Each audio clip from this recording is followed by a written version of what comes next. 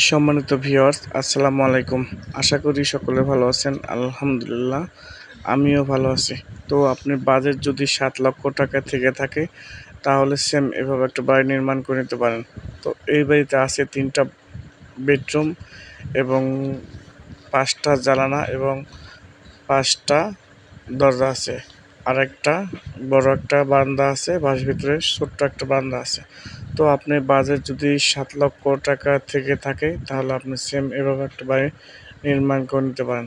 তো এই বাড়িতে ইট লাগছে টোটাল 16,000 এবং মিস্ত্রি খরচ সহ সব কিছু মিলে প্রায় মোটামুটি 7 লক্ষ টাকার মধ্যে এই একটা বাড়ি কমপ্লিট করা হয়েছে।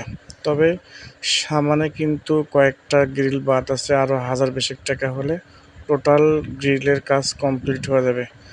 আর এই 7 লক্ষ টাকার ভিতরে কিন্তু মেঝের কাজও হয়ে যাবে। তো সবাই ভালো থাকবেন, পরবর্তী ভিডিওতে দেখা হবে ইনশাল্লাহ।